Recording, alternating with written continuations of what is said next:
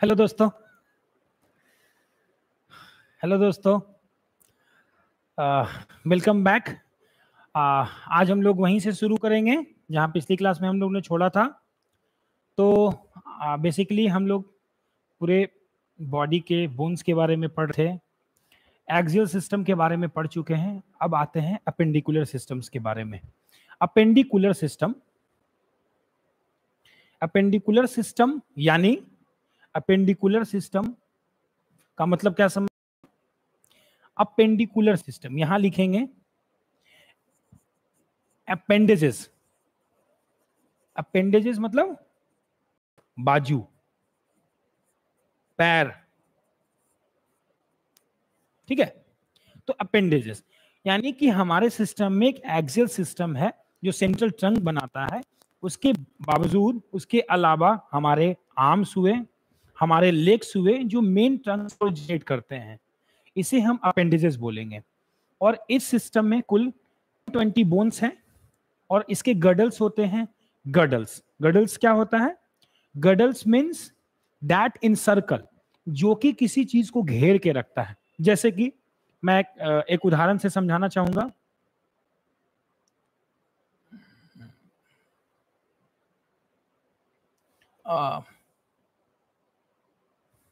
ये गडल एक तरह का पोशाक होता है, गडल,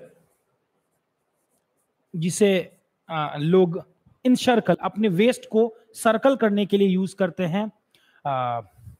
जैसे कि आप देख पा रहे हैं, ये है गडल। गडल क्या कर रहा है? हमारे बॉडी को चारों तरफ से घेर के रखा हुआ है, इसीलिए वर्ड गडल आता है। अब हम इस वर्ड पे आते हैं, इस लाइन को पढ़ते हैं और स्टार्ट करते हैं। चलिए जुड़ जाइए, कुछ लोग जुड़ रहे हैं और इसके साथ साथ हम लोग शुरू करेंगे। अच्छा होगा कि आप एनसीईआरटी को खोल लें, साथ चलें और कुछ फायदा उठाएं जरूर। आइए जुड़ते हैं। So the bones of the limb, limb मतलब एक, लिम्ब का मतलब क्या होता है? या तो वहां पैर की बात हो रही होगी या हाथों की बात हो रही होगी, ठीक है। लिम्ब्स भी दो तरह के होते हैं। लिम्ब्स दो तरह के होते हैं, कौन कौन? एक होते हैं फोर लिम्ब, एक होते हैं हाइंड लिम्ब। ये फोर और हाइंड का मतलब क्या होता है, ये हम एक एग्जांपल से चित्र बना के समझेंगे। कि जैसे कि अगर एक कुत्ता है और कुत्ता अगर अपने चारों पैर से चल रहा है, तो इसके सामने की ओर आगे वाले पैरों को क्या बोलते हैं? फोर। फोर का मतलब क्या होता है? सामने। तो जैसे कि मैं अगर बोलूं कि ये मेरा फोरहेड है, इसका मतलब क्या हुआ? हेड का वो पार्ट जो सामने है। So that's why it is known as forehead. Fore means सामने, जो सामने होगा उसे हम फोर बोलते हैं, FORE, फोर। उसके बाद इस दोनों पीछे वाले लिम्स को हम क्या बोलते हैं? हाइंड। हाइंड मतलब पिछला, पीछे, ठीक है। तो ये लिम्स भी हमारे दो हुए, दिस इज फोर लिम्ब, और जो पैर हमारे नीचे बाजू है नीचे, वो क्या है? Hind limb. तो बोन्स ऑफ लिम्ब, अब क्लियर हो गया कि मेरे हाथों और पैर की जो हड्डियां हैं वो गर्डल्स के साथ। गर्डल्स क्या होता है? ये जो लिम्स, ये जो मेरे हाथ है जहां जाके फंसेगा, जो बोन्स मेरे हाथ के बोन्स को इनसर्कल करेगा, उसे हम गर्डल्स बोलते हैं। तो वो लिम्ब का बोन्स, लिम्ब के बोन्स, मान लीजिए ये लिम्ब के बोन्स रहे और ये गर्डल रहे जो कि इसको इनसर्कल करेगा, उसको हम क्या बोलते हैं? गर्डल्स। और ये दोनों मिलके क्या बनाएगा? Appendicular system. क्या बनाएगा? अपेंडिकुलर सिस्टम बनाएगा। Okay, each limb is made up of 30 bones. हर एक लिम्स कितने बोन से बने हैं? 30 बोन से मिलके बने हैं। यानी कि मेरा फोर लिम्स भी 30 बोन से मिलके बना है और हाइंड लिम्ब भी 30 बोन से मिलके बना है। द बोन्स ऑफ हैंड, जिसे कि हम फोर लिम्ब, देखिए फोर लिम्ब इज क्या? हैंड के बोन्स को फोर लिम्ब बोलते हैं। इसमें कौन कौन बोन्स आते हैं? ह्यूमरस, रेडियस और ulna, carpals. Carpals is also known as wrist bone. मैं इसे पिक्टोरियल व्यू में अच्छे से दिखाऊंगा, सिर्फ इसे अभी यहां पे देखते हैं। इनके नंबर्स लिखे हैं। रिस्ट बोन में कितने बोन्स होते हैं? 8 बोन्स होते हैं। मेटाकार्पल जिसे कि हम पाम बोन भी बोलते हैं, फिर से इसे अंडरलाइन करेंगे, ये इंपॉर्टेंट बात है कि पाम बोन किसे बोलते हैं? मेटाकार्पल्स को। वो कितने नंबर के होते हैं?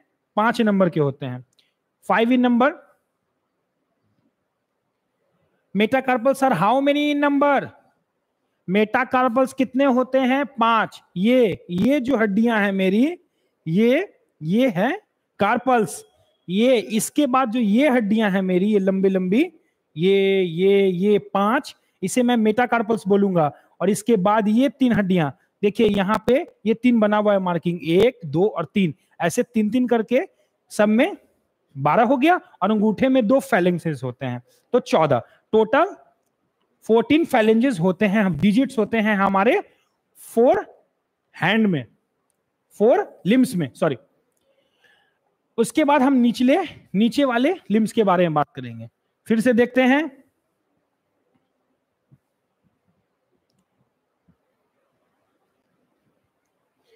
ये क्या है? ये ह्यूमरस है। ये क्या है? ह्यूमरस है, बोलना है साथ साथ में। ये क्या है? ह्यूमरस। ह्यूमरस के नीचे क्या है? रेडियस। रेडियस किधर होता है? रेडियस हरदम क्वेश्चन पूछा जाता है कि रेडियस किस साइड होगा। आप ध्यान से इसे देखें पहले कि रेडियस किस साइड है। रेडियस जो बोन है वो हरदम अंगूठे के साइड होता है। रेडियस जो बोन है वो अंगूठे के साइड होता है। रेडियस जो बोन है किधर होता है? अंगूठा जिधर, अगर मैं ऐसे करूं, ऐसे हाथ को करूं, तो ये मेरा अंगूठा है, और इसके साथ साथ इधर जो बोन है अंगूठे के साइड, अगर ऐसे है तो अंगूठे के साइड वाला बोन रेडियस और उसके अपोजिट अल्ना। ठीक है? अल्ना किधर है?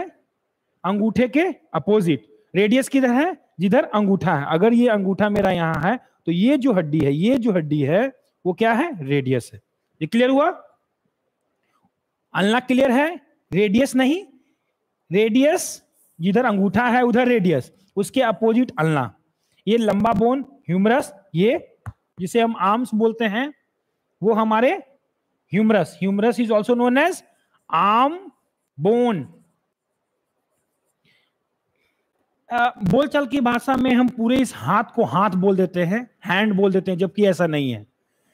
इस शोल्डर ज्वाइंट से लेके एल्बो ज्वाइंट के बीच में जो है उसे मैं आर्म्स बोलूंगा। एल्बो ज्वाइंट से लेके रिस्ट ज्वाइंट तक जो है उसे मैं फोर आर्म्स बोलूंगा। और इस रिस्ट ज्वाइंट से आगे जो भी है, डिस्टल जो भी है, उसे मैं हैंड बोलूंगा। यस, हैंड उसे ही बोलते हैं, हैंड सिर्फ इसे बोलते हैं। ये फोर आर्म्स हुआ, यहां से यहां तक ये फोर आर्म्स है, और इससे ऊपर जो है वो आर्म है। यानी कि आर्म बोन का नाम क्या है? ह्यूमरस। फोर आर्म्स बोन के नाम पूछे जाते हैं तो दोनों radius and ulna both are, बोलिए क्या है? Forearm bone. ठीक है, forearm bone. Forearm क्यों? यहां फोर वर्ड है, फोर का मतलब यहां क्या हुआ? सामने की ओर, यानी कि हैंड में जो सामने है उसे मैं फोर आर्म बोलूंगा। आगे चलते हैं, कार्पल्स की बात करते हैं हम लोग। कार्पल्स जहां रिस्ट होता है, wrist is known as carpals, wrist bone is known as carpals. Metacarpals किसे बोलेंगे? पाम। पाम मतलब वो एरिया जहां हमारे हाथों की रेखाएं हैं, ये है पाम। और इसमें जो हड्डियां हैं ऐसे 5, उसे मैं मेटाकार्पल्स बोलूंगा।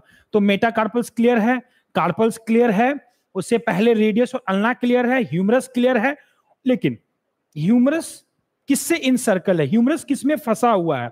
ये जानना मेरे लिए जरूरी है, तो उसे देखते हैं। एक बार मैं कार्पल्स मेटाकार्पल्स को अच्छे से दिखा देता हूं फिर से। देखिए देखिए,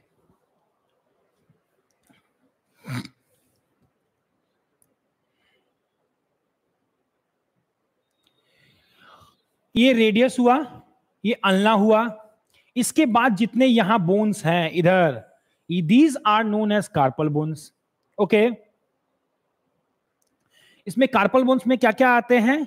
एक तरफ से देखते हैं एस्केफॉइड बोन्स आएंगे, उसके बाद लूनेट आएगा, उसके बाद ट्रिक्वेंट्रल आएगा, उसके बाद पीसी फॉर्म आएगा। ये सिर्फ जानने के लिए है, ये आप लोग के लेवल में कभी कभी पूछा गया है पहले, इसीलिए मैं इसे कवर कर देता हूं। उसके बाद ये this is known as first row, ये फर्स्ट रो के हैं, ये फर्स्ट रो के हैं। सेकेंड रो में क्या क्या आ जाएगा, ट्रेपीजियम आ जाएगा, ट्रेपेजॉइड आ जाएगा, कैपिटेट आ जाएगा और हेमेट आ जाएगा, ठीक है, ओके।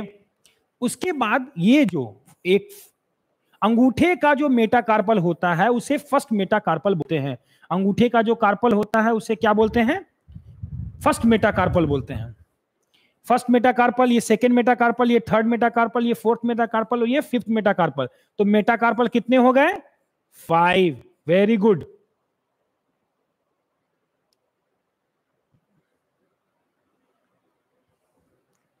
ठीक है, नोट डाउन कर लीजिए। उसके बाद आते हैं फैलेंक्स। फैलेंक्स, अंगूठे में 2 फैलेंक्स होता है, 1 और 2, बाकी सभी में 3-3 होते हैं। तो कुल मिला के 3 चौके 12 और 2 14 फैलेंजेस हो गए मेरे पास, 5 मेटाकार्पल्स हो गए, 8 मेरे पास कार्पल्स बोन्स हो गए, और फिर रेडियस, अल्ना, उसके ऊपर ह्यूमरस, इतने सारे बोन्स हो गए। दीज आर नोन एज, अब इसके एक्सरे पिक्चर देखते हैं। तो एक्सरे पिक्चर में ये जो आपको ऊपर में दिख रहा है अंगूठे के साइड, वो बोन रेडियस है और उसके अपोजिट अल्ना है। उसके बाद रिस्ट के पास जो यहाँ 8 बोन है वो कार्पल बोन्स है। उसके बाद अलग अलग आपको मेटाकार्पल्स दिख रहे हैं, और उसके बाद डिजिटली सबसे लास्टली आपको फैलेंजेस दिख रहा है। ओके, इतना क्लियर है? आगे चलते हैं। तो नंबर की बात करें तो इसे एक बार देखना जरूरी है। कार्पल्स कितने होते हैं, कार्पल्स 8 होते हैं। मेटाकार्पल्स कितने होते हैं, 5 होते हैं। फैलेंजेस हम लोग ने देखा अंगूठे में दे और बाकी उंगलियों में 4-4, तो 3-3 होते हैं। तो 3 चक 12 और 2 14 हो गया। तो ये क्लियर है, ये क्लियर है हमारा? ओके, यहां पर गडल है।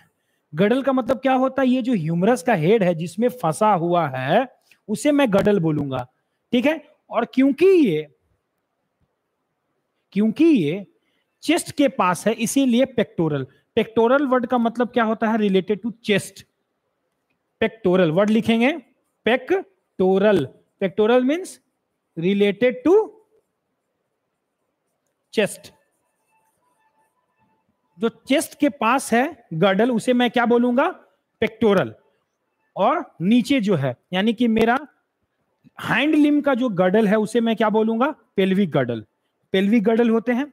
अब नीचे इसकी बात हो रही है, हैंड लिम की बात हो रही है, तो हम हैंड लिम में जाएंगे। फीमर, जिसे कि थाई बोन बोलते हैं, ये लॉन्गेस्ट बोन है। Which is known as longest bone, please बताइए, लॉन्गेस्ट बोन कौन होता है, फीमर। फीमर की एक्चुअल लंबाई अनुमान अप्रोक्सीमेटली 45 सेंटीमीटर बोलते हैं, ठीक है, या 1/4 ऑफ हाइट ऑफ मैन।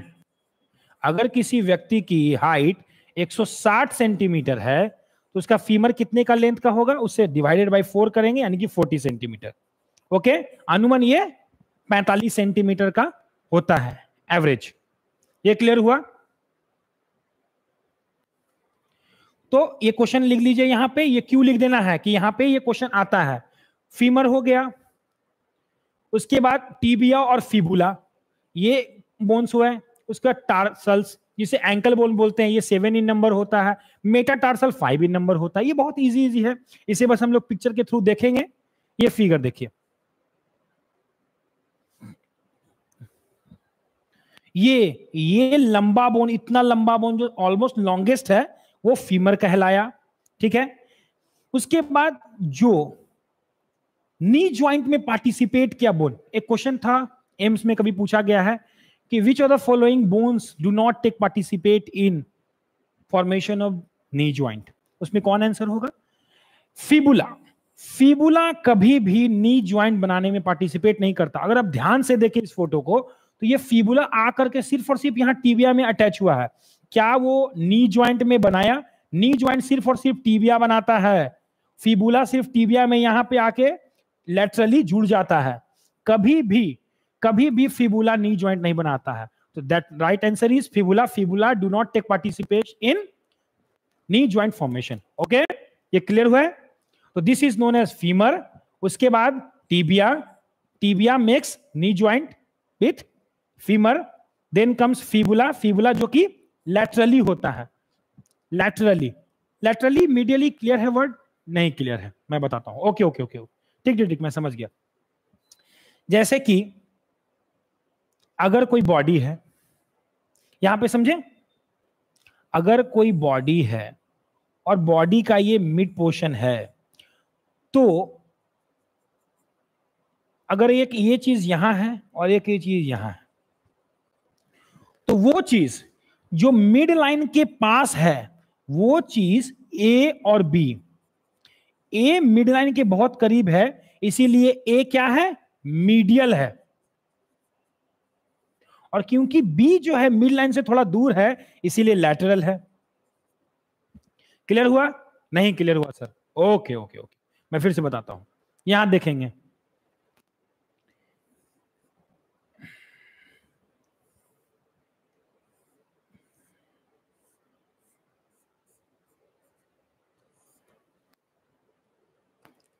ये मान लीजिए हैंड है, ये हैंड है।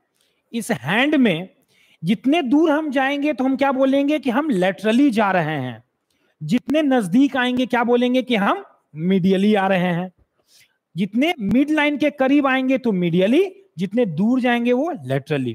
ठीक है, तो बताइए, स्टर्नम मीडियल है, जबकि मेरा ये जो पेन पकड़े हुए है वो बहुत लेटरल है। जो मिड लाइन से दूर है, हमारे बॉडी के मिड लाइन से जो दूर है वो लेटरल है, हमारे बॉडी के मिड लाइन के जो पास है वो मीडियल है। ओके, क्लियर हुआ?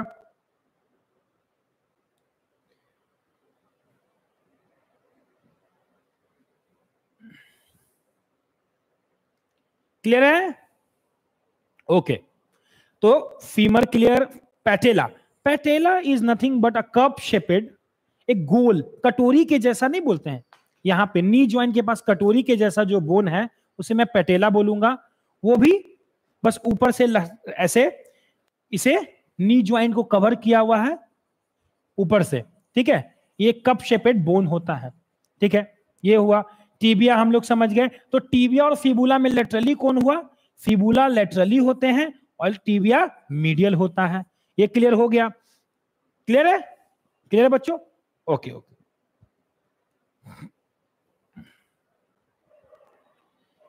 हम लोग पढ़ चुके थे मेटाटार्सल तक, एक बार फिर से देख लेते हैं, फिर हम लोग आगे चलेंगे। Femur, thigh bone, the longest bone, tibia and fibula clear है मेरा। Tarsal, tarsal is known as ankle bone, वो 7 इन नंबर ही होते हैं, जबकि मेरे कार्पल्स जो थे रिस्ट बोन्स वो 8 इन नंबर थे। यहां डिफरेंशिएटिंग पॉइंट है कि carpals are 8 in numbers and tarsals are 7 in number. Okay, metatarsal 5 in number और मेटा कार्बल्स भी 5 थे। क्लियर है? फैलेंजेस 14, वहां भी फैलेंजेस मेरे 14 ही थे। तो अंतर कहां आया? सिर्फ यहां पे एंकल बोन 7 है और वहां रिस्ट बोन 8 था। तो एक और कौन बोन है जो इसमें ऐड होके इसको 20 करता है? तो वो है पैटेला। पैटेला क्या है? पैटेला is a cup shaped bone that present ventrally. मैंने पहले भी बताया है कि वेंट्रली और डोर्सली में क्या अंतर है। अगर मैं आपके सामने हूं और ये पोर्शन मेरे सामने है आपके, तो ये this is known as ventral. अगर मैं ऐसे पीछे हो जाऊं तो ये मेरा डोर्सल पार्ट है, ये मेरा वेंट्रल पार्ट है सामने वाला, और ये मेरा डोर्सल पार्ट है। यहां तक क्लियर है सबको? ओके, आगे बढ़े। ओके, अब आगे चलते हैं और कुछ देखेंगे। अब गर्डल की बात करते हैं हम लोग। गर्डल्स, गर्डल्स का मतलब क्या होता है? वैसी चीज जो किसी चीज को सर्किल करती हो, जिसे घेरती हो, जैसे कि वो अंडरगारमेंट्स। गर्डल्स, गर्डल्स एक्चुअली एक अंडरगारमेंट्स है, अंडरवियर है, जिसे लोग हर्निया से बचने के लिए भी पहनते हैं, हर्निया के प्रिकॉशनरी में भी यूज करते हैं ताकि हर्निया बल्ज ना करे। पेक्टोरल, पेक्टोरल का मतलब समझ में आ गया क्या? रिलेटेड टू छाती, जो यानी कि ऊपर वाला, छाती के पास है ना, छाती के पास। इसीलिए एक मसल का नाम भी है क्या? Pectoralis major. पेक्टोरैलिस से क्लियर हुआ कि ये पेक्टोरल रीजन का मसल है, और मेजर का मतलब ये बड़ा मसल है, यानी कि एक छोटा मसल भी होगा। तो यस, दूसरे मसल का नाम क्या होता है? Pectoralis minor, very good. Pectoralis minor muscle is present in pectoral region. तो चेस्ट रीजन है मेरा, उसे हम पेक्टोरल रीजन बोलते हैं, और वहां पे ये दोनों मसल होता है। तो गडल मतलब पेक्टोरल गडल मतलब ऊपर, यानी कि जिससे मेरा अपर लिम जुड़ता है, और पेल्विक गडल क्या, जिससे मेरा लोअर लिम जुड़ता है, यानी कि हाइंड लिम जुड़ता है। ये क्लियर हुआ? Okay. Pectoral and pelvic girdle, फिर से देखेंगे। Pectoral and pelvic girdle balls help in articulation. Articulation का मतलब क्या होता है, यहां लिखेंगे जुड़ना। आर्टिकुलेशन का मतलब क्या होता है, पहले भी मैंने लिखवाया है। आर्टिकुलेशन का मतलब जुड़ना of the upper and the lower limb respectively. यहां कुछ बच्चे गलत कर जाते हैं, ये वर्ड समझ में नहीं आता रिस्पेक्टिवली का मतलब क्या होता है, मैं अच्छे से बता देता हूं, एक बार ध्यान से देखेंगे। यहां पे बच्चों पेक्टोरल एंड पेल्विक गडल दो वर्ड है, देखिए यहां पे ऐसे लिखा हुआ है। यहां क्या लिखा हुआ बच्चों बताइए, पेक्टोरल और पेल्विक लिखा हुआ है। पेक्टोरल एक वर्ड है और पेल्विक एक वर्ड है, ठीक है। उसके बाद लिखा हुआ है bones help in articulation of the upper and the lower limb. तो इसके रिस्पेक्टिवली का मतलब होता है कि जो वर्ड पहले के लिए आया है वो वर्ड पहले से जुड़ेगा, यानी कि पेक्टोरल के लिए अपर लिम्ब होगा और पेल्विक लोअर लिम्ब होगा। रिस्पेक्टिवली का मतलब होता है पहला वर्ड इस पहले वर्ड के साथ और दूसरा वर्ड इस दूसरे वर्ड के साथ जुड़ेगा। सो that's why pectoral girdle is for articulation of upper limb, यानी कि पेक्टोरल गर्डल से अपर लिम्ब जुड़ते हैं और पेल्विक से लोअर लिम्ब जुड़ते हैं। ये बुक में हरदम रिस्पेक्टिवली ये वर्ड को ध्यान देंगे। अगर दो वर्ड है और उसके बाद दो और वर्ड यूज किया गया है, तो इस दो वर्ड का इस नीचे वाले दो वर्ड में पहला वर्ड जो है ऊपर वाले पहले वर्ड से जुड़ता है और फिर दूसरा वर्ड जो है इस वाले से जुड़ता है। इसीलिए पेक्टोरल के साथ साथ अपर वर्ड का जुड़ना होगा और पेल्विक के साथ लोअर लिम्स का जुड़ना होगा। ये क्लियर हुआ? ठीक है, ये क्लियर है यहां तक पेक्टोरल एंड पेल्विक गर्डल का? Clear? Okay okay. Each girdle is formed of two halves, ठीक है। जैसे कि ये मेरा, अब देखते हैं हम गर्डल के बारे में एक बार। मैं आपको अपर यानी कि पेक्टोरल गर्डल मैं दिखा देता हूं, पेक्टोरल गर्डल कैसे बनता है। This is known as pectoral girdle. ये बोन जो है इसे मैं पेक्टोरल गर्डल बोलूंगा। और ये क्योंकि यहां पे जब ह्यूमरस जुड़ रहा है तो इतने बोन्स को, इतना जो साथ में जुड़ रहा है, ये पेक्टोरल गर्डल कहलाएगा। अब पेक्टोरल गर्डल में कौन कौन बोन्स होंगे? पेक्टोरल गर्डल में स्कैपुला होगा और ये बोन्स क्लेविकल होगा या नहीं? वेरी गुड, होगा ये क्लियर हुआ बच्चों? ये क्लियर है? Okay okay. Pectoral girdle clear हो गया। अब हम आते हैं पेल्विक गर्डल में। पेल्विक गर्डल में बच्चों देखेंगे हम कि कैसे बनता है। पेल्विक गर्डल जो है ये बोन, ये इतना बड़ा बोन, इसे इसीलिए इसका नाम क्या है? इसका नाम बहुत सारा है। एक है हिप बोन, एक है कॉक्सल बोन। कॉक्सल बोन जो वर्ड निकला है वो कॉक्सा से निकला है। कॉक्सा का मतलब भी हिप ही होता है। और दूसरा क्या है? Innominate bone. Very good, innominate bone. Innominate bone है ये, इतना नाम है।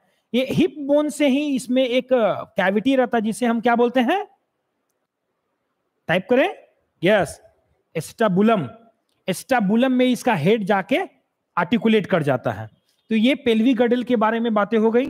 अब मैं यहां से पढ़ना चालू करूंगा कि each half of the pectoral girdle consists of a clavicle and a scapula। ठीक है, अब मैं पहले इधर से देख लेता हूं। ये हो गया, देखिए ये जो है ये क्लेविकल है यहां से, और ये स्टर्नम का वो पार्ट जहां से क्लेविकल जुट रहा है। ये मिड रीजन है, ये चेस्ट रीजन है, ये रीजन है ये और यहां से ये मेरा clavicle is also known as collar bone, जो यहां से आके यहां मीट करता है, यहां जुड़ता है।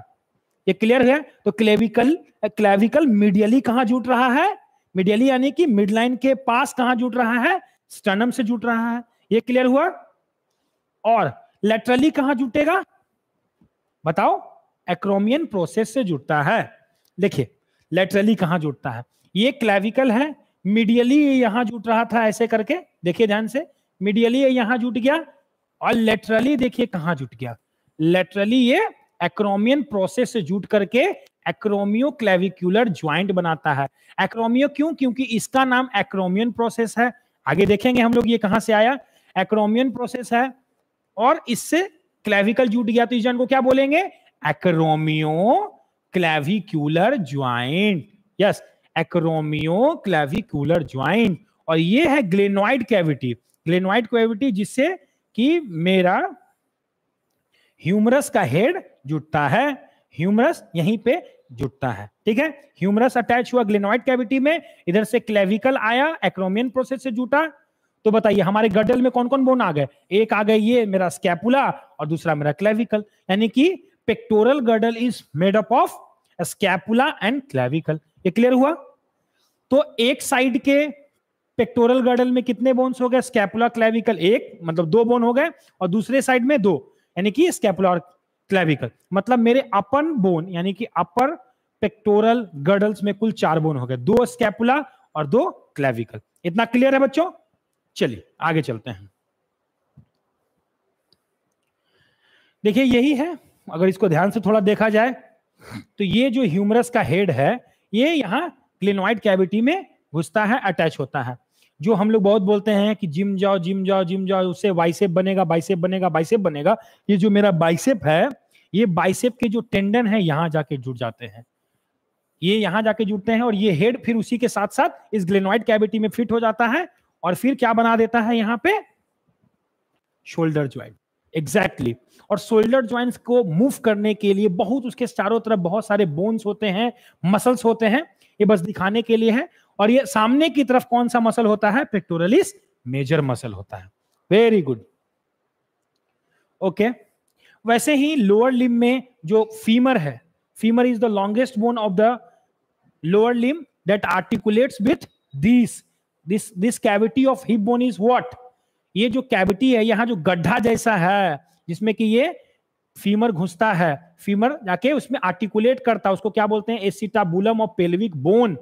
इससे एसिटाबुलम में जाकर के ये मेरा हो जाता है, और ये जो चीज, ये जो गोल है यहां पे, इसको क्या बोलेंगे, head of the femur. Humerus के केस में क्या बोल रहे थे, हेड ऑफ द ह्यूमरस बोल रहे थे। क्लियर है बच्चों? ठीक है, और ये क्लेविकल के बारे में थोड़ा पढ़ लेते हैं। ये क्लेविकल है, क्लेविकल के 2 कर्वेचर होते हैं।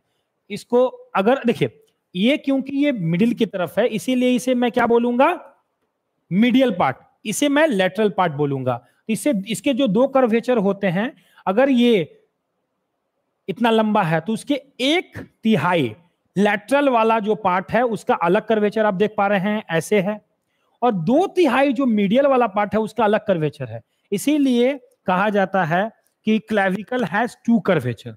ओके, एक तरफ से क्लेविकल जो मीडियली है, देखिए यहां मीडियल लिखा हुआ है, मीडियल किससे जुड़ता है, स्टर्नम से जुड़ता है, और लेटरल किससे जुड़ता है बच्चों बताइए, एक्रोमियन प्रोसेस से जुड़ता है, acromion process of scapula. Very good, clear है बच्चों? यहां तक पूरा क्लियर है? चलिए, और इसमें थोड़ा समझ लेते हैं। अगर ये हिप बोन है, अब मैं लाइव मॉडल से आपको सब चीज दिखाता चलूंगा, तो कौन क्या है, देखिए ये स्कैपुला है, स्कैपुला को पीछे से अगर देखें तो ये जो है स्पाइनस प्रोसेसेस है, जो ऐसे ताखा जैसा निकला हुआ है, इसे स्पाइनस प्रोसेसेस बोलते हैं, और ये जो है एक्रोमियन प्रोसेस बोलते हैं। इसी एक्रोमियन प्रोसेस से क्लेविकल यहां आके जुड़ता है। देख पा रहे हैं आप, देख पा रहे हैं आप कैसे जुड़ रहा है यहां पे। मैं इसे ह्यूमरस के साथ कनेक्ट करके बताता हूं कि ह्यूमरस कैसे जुड़ता है। इसमें ह्यूमरस इसमें ऐसे जुड़ता है, मतलब आपका ये दाहिना, जैसे कि मेरा दाहिना हाथ है, मैं इसे हाथ ऐसे से हिला रहा हूं, इसे मैं अब हड्डी के रूप में दिखाऊंगा, ये ऐसे ऐसे हो रहा था। ठीक है, क्लियर है? ये स्कैपुला है, स्कैपुला में ये जो गड्ढा है इसे मैं क्या बोलूंगा, इसे मैं ग्लेनोइड कैविटी बोलूंगा। क्लियर है बच्चों? ये ग्लेनोइड कैविटी है, इसमें ह्यूमरस का जो हेड ऐसे फिट हो जाता है, और ये ऐसे से रोटेट करता है, जब अपने बाजुओं को ऐसे से हिलाते हैं तो ऐसे से हिलता है। ठीक है, क्लियर हो गया? ठीक, अब हम चलते हैं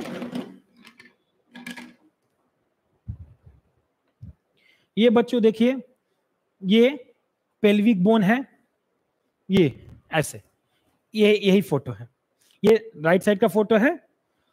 ये जो गड्ढा है इसी को एसिटाबुलम बोलते हैं। यहीं पे ये फीमर अटैच होता है, देखिए आप, this is known as pelvic bone. Pelvic bone ऐसे सिचुएटेड रहते हैं हमारे बॉडी में, और इसके साथ साथ एक एसिटाबुलम कैविटी है। इसमें आप डिमार्केशन देख रहे हैं, एक मार्किंग है काला काला काला काला, ऐसे ऐसे ऐसे। ये बता रहा है कि ये पेल्विक बोन 3 बोन से मिलकर बना है। इलियम, ये ऊपर वाला पार्ट जो है इलियम होता है, इसके एक पार्ट होते हैं इलियक क्रेस्ट, ये क्रेस्ट है, तो ये इलियम हो गया ऊपर। नीचे इशियम, और ये पार्ट को बोलते हैं इशियल ट्यूब्रोसिटी। इलियम, इशियम और प्यूबिस, 2 प्यूबिस यानी कि 2 पेल्विक बोन जब आपस में जुड़ते हैं ऐसे करके, तो यहां दोनों प्यूबिस जुड़ता है, और इस पार्ट को हम क्या बोलते हैं, प्यूबिक सिम्फाइसिस, प्यूबिक सिम्फाइसिस। और इस पार्ट को जो छेद जैसा है, गोल गड्ढा जैसा है, इसे मैं एसिटाबुलर कैविटी या एसिटाबुलम बोलूंगा, जिसमें कि मेरा हेड ऑफ द फीमर, ये this is one of the longest bone. What is this?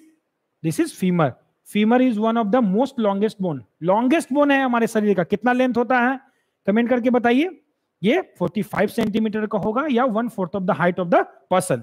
तो अगर ये पेल्विक बोन है और इसमें ये ऐसे फीमर अटैच हो जाता है, और ऐसे ऐसे ऐसे ऐसे ऐसे ये घूमता है। क्लियर हुआ बच्चों? देख पा रहे हैं? Pelvic bone, ilium, ischium, pubis, ilium, ischium, pubis. Clear है? ये 3 बोन से मिलके बनता है, लेकिन ये फ्यूज है तो टोटली 1 काउंट होगा। तो पेल्विक कर्डल एक तरफ एक पेल्विक बोन, दूसरे तरफ दूसरे पेल्विक बोन, और ये मिडलाइन में किससे अटैच होता है बच्चों? ये मिडलाइन में ऐसे अटैच होता है, किससे? सैक्रम से, ऐसे करके अटैच होता है। ठीक है बच्चों, देख पा रहे हैं आप? ये ऐसे करके अटैच होगा, ऐसे करके अटैच होता है, और इधर से एक और हिप बोन आएगा, और दोनों हिप बोन का ये पेल्विक पार्ट यहाँ पे प्यूबिक सिम्फाइसिस बन जाएगा, और ये सैक्रम है बच्चों, ये पेल्विक बोन है। तो this girdle is made up of how many bones? 2 bones, one each side, this side pelvic bone, और इधर एक दूसरा पेल्विक बोन होता है। क्लियर है बच्चों? देखो क्लियर है? ये सैक्रम हुआ, ये पेल्विक बोन हुए, और इसके 3 पार्ट हुए, इलियम, इशियम और प्यूबिस। क्लियर? ओके।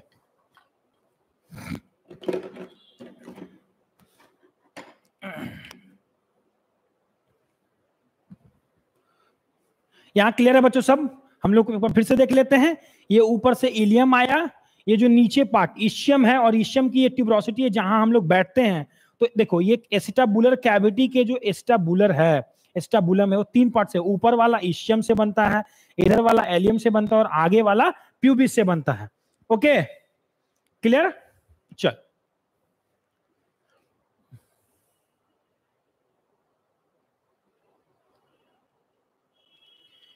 क्लियर है बच्चों? फोटो देखते जाएंगे जो हम लोग पढ़ चुके हैं, एक बार फिर से रिवीजन करते हैं। शोल्डर ज्वाइंट हो गया, ये head of the humerus articulate in the glenoid cavity है, देख रहे हैं हम लोग बच्चों, ग्लेनोइड कैविटी। ठीक है, फिर आगे बढ़ते हैं। ये क्या हुआ? ये क्लेविकल का मीडियल पार्ट है, जो कि स्टर्नम से जुड़ रहा है, और लेटरल पार्ट एक्नोमियन प्रोसेस से जुड़ रहा है बच्चों। ये हमारे रेडियस अल्ना और ये सब। देखिए रेडियस अल्ना क्या है, कौन से बोन्स है? Radius, this is radius. Okay, ये रेडियस है, और ये अल्ना है। अल्ना है जो नॉच, यहां एक नॉच होता है, वो इसमें फंस जाता है। मैं इसे फिर से इसके साथ अटैच करके दिखा रहा हूं। ये ह्यूमरस है, ह्यूमरस के पीछे कैविटी है ओलेक्रेनॉन फोसा, इसमें ये ऐसे अटैच हो जाता है अल्ना हमारा। देख पा रहे हैं बच्चों? ऐसे अटैच हो जाता है,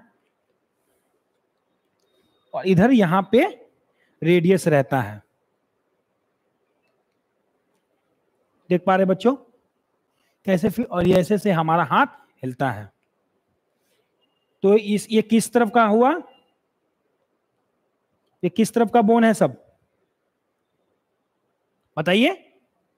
कैसे है, ऐसे है, ह्यूमरस, रेडियस क्योंकि ये अंगूठे की तरफ है, और ये अल्ना, बताइए किधर हुआ, देख पा रहे हैं, ह्यूमरस, रेडियस और अल्ना, क्लियर है, क्लियर। आगे चलते हैं बच्चों, अब यहां देखेंगे किसके बारे में, स्कैपुला के बारे में। यही स्कैपुला, ये स्कैपुला है हमारा, देखिए स्कैपुला आपके सामने लाइव, ये स्कैपुला है बच्चों, देख पा रहे हैं स्कैपुला, ये स्कैपुलर कैविटी है, ये ग्लेनोइड कैविटी है, ये एक्रोमियन प्रोसेस है जिससे कि क्लेविकल जुड़ता है, यहां से क्लेविकल आकर के, देख पा रहे हैं, क्लियर है। इसे मैं ऐसे कर दूंगा, ये फोटो हो गया, ये ग्लेनोइड कैविटी है, क्लियर बच्चों, ये एक्रोमियन प्रोसेस है, तो ग्लेनोइड कैविटी ये हो गया, एक्रोमियन प्रोसेस ये हो गया, क्लियर है। अब इसे मैं पलट देता हूं, तो ऐसे हो गया बच्चों, फिर वैसे ये जो स्पाइनस प्रोसेस निकला हुआ है, स्पाइन्स निकले हुए हैं, ताखा जैसा जिसे बोलते हैं, वो स्पाइन ऑफ द स्कैपुला कहलाएगा। स्पाइनस प्रोसेस आगे जब जाता है तो यही ऊपर की ओर फैल जाता है, जिसे हम कौन सा प्रोसेस बोलते हैं, एक्रोमियन प्रोसेस, ठीक है।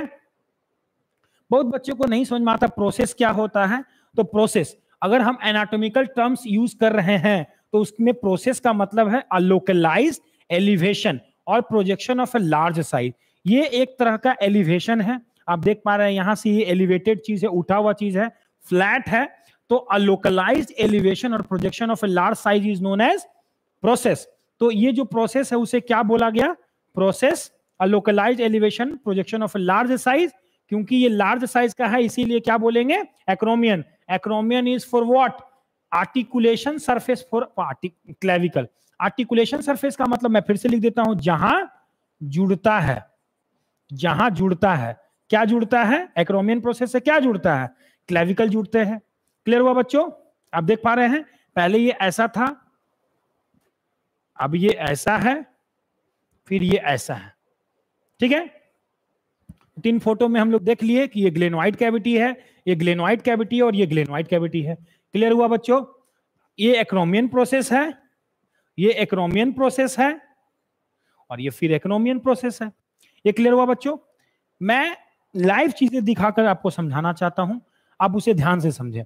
और गडल का मतलब हम लोग समझ गए कि गडल क्या होता है, गडल जो इनसर्कल करता है, ये पूरे बॉडी को इनसर्कल करने वाले वस्त्र को क्या बोलते हैं, गडल। गडल एक्चुअली वही वर्ड से निकला है, एक अंडरगारमेंट्स, अंडरवियर, जिससे हम अपने पूरे बॉडी को कवर करते हैं, इसीलिए पेल्विक गडल, पेल्विक पेक्टोरल गडल जैसे वर्ड आए हैं। ओके, अब हम एनसीईआरटी में आगे चलते हैं। अब हमारे लिए बहुत आसान हो जाएगा समझना सब चीज। Pectoral and pelvic girdle balls help in articulation, articulation mean जुड़ना of upper and lower limb respectively with the axial skeleton. Girdle is form of 2 halves, 2 half से मिलते हैं, एक हाफ इधर और एक हाफ इधर। एक हाफ यहाँ पे स्कैपुला है ऐसे करके, यहाँ भी स्कैपुला है एक ऐसे करके, तो 2-2 स्कैपुला और 2-2 हिप बोन मिलके गडल्स बनाते हैं। Each half of the pectoral girdle, यानी कि ऊपरी बात हो रही है हमारी, यानी कि अपर बोन्स, अपर पेक्टोरल गडल की बात हो रही है, ये मिलके बनता है क्लेविकल और स्कैपुला से। स्कैपुला के बारे में पढ़ेंगे। स्कैपुला एक लार्ज ट्रायंगुलर फ्लैट बोन है। फ्लैट बोन है, बताइए फ्लैट बोन है कि नहीं, फ्लैट बोन है कि नहीं बच्चों, क्योंकि ये फ्लैट है, पूरा फ्लैट है। हम लोग देख भी पा रहे थे लाइव मॉडल से कि ये फ्लैट है, कोई लॉन्ग बोन नहीं है, देखिए फ्लैट है पूरा, इसीलिए इसे फ्लैट बोन बोला गया, चौड़ा है, फैला हुआ बोन है, इसीलिए मैं इसे क्या बोलूंगा, flat bone. This is flat bone, ठीक है बच्चों।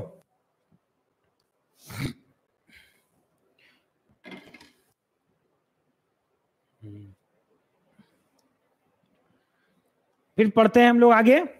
Scapula is a large triangular flat bone situated on the dorsal part of the thorax. अब बताइए, जैसे कि मैं ये खड़ा हूं तो ये मेरा पिछला पोर्शन है, यानी कि डोर्सल पोर्शन है, और यहीं पे जो यहाँ पे निकलता है उसे मैं क्या बोलूंगा, inferior border, inferior angle of the scapula. ये मेरे पीछे ये स्कैपुला है, ओके, ये इसीलिए डोर्सली प्रेजेंट रहता है। ये कहां से कहां तक है, 2nd से लेके 7th रिब्स तक है।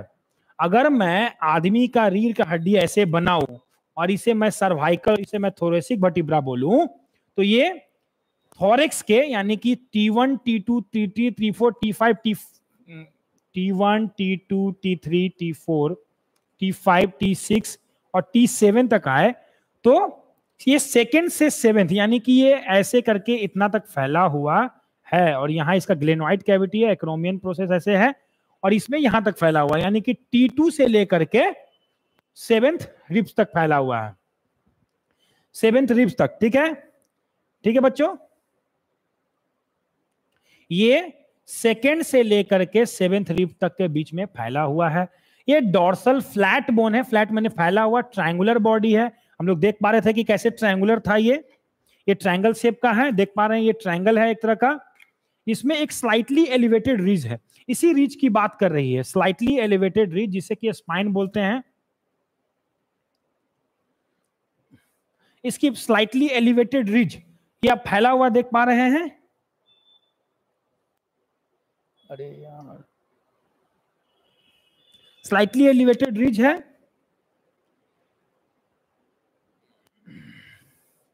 जिसे कि हम क्या बोलेंगे, स्पाइन। ये स्कैपुला का स्पाइन है, देखिए ये स्कैपुला का स्पाइन है, और ये एक्रोमियन प्रोसेस हो गया। ठीक है बच्चों, तो dorsally flat triangular body of scapula has a slighted elevated ridge, जिसे कि स्पाइन बोलते हैं। एक फ्लैट एक्सपैंडेड प्रोसेस है, जिसे कि एक्रोमियन प्रोसेस की बात की गई है, जो हम लोग पहले ही पढ़ चुके हैं। The clavicle articulate with this, यहां दिस का मतलब क्या हुआ लिखेंगे, दिस का मतलब क्या हुआ, यहां दिस का मतलब एक्रोमियन प्रोसेस हुआ, ठीक ना। ये क्लैविकल कहां जुड़ता है, एक्रोमियन प्रोसेस से जुड़ता है। Below the acromion is a depression called the glenoid cavity. हम लोग इस एक्रोमियन के जस्ट नीचे क्या है, ग्लेनोइड कैविटी है। इससे क्या आर्टिकुलेट करता है बच्चों बताइए, मैं अभी तुरंत बताया था, इससे क्या आर्टिकुलेट करता है, इससे क्या आर्टिकुलेट करता है बताओ, वेरी गुड, इससे क्या आर्टिकुलेट करता है, ह्यूमरस। और ये दोनों साथ में मिलकर क्या बनाते हैं, शोल्डर ज्वाइंट।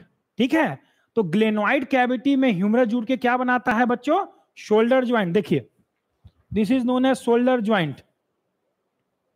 ठीक है बच्चों, acromion process, glenoid cavity, head of the humerus articulate and forms shoulder joint, very good. each clavicle is long cylinder bone with two curvature। जैसा कि हमने बताया कि ये जो क्लैविकल है उसमें दो कर्वेचर होते हैं ऐसे। अगर ये मीडियल है और ये लैटरल है, मीडियल मतलब जो शरीर के मिडिल में अटैच हो रहा है, इसे मैं उस फोटो से दिखाना चाहूंगा।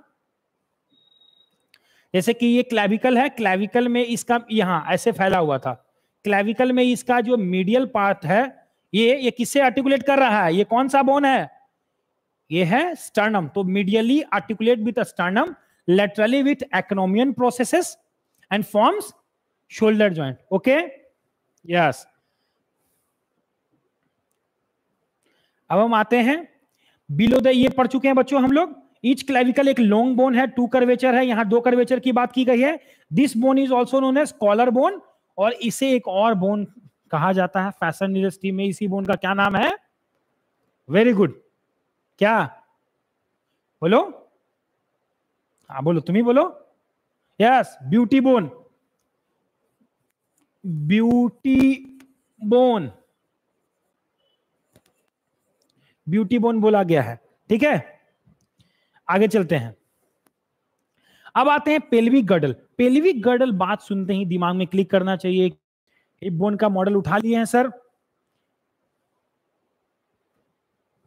हिप बोन का बोन उठा लिए हैं, आगे चलते हैं। टू कॉक्सल, कॉक्सल मींस यहां लिखेंगे कॉक्सल, कॉक्सल वर्ड आया है कॉक्सा से, जिसका मतलब होता है हिप। तो कॉक्सल बोन सुनते ही दिमाग में क्लिक करना चाहिए कि कॉक्सा, और कॉक्सा मतलब हिप।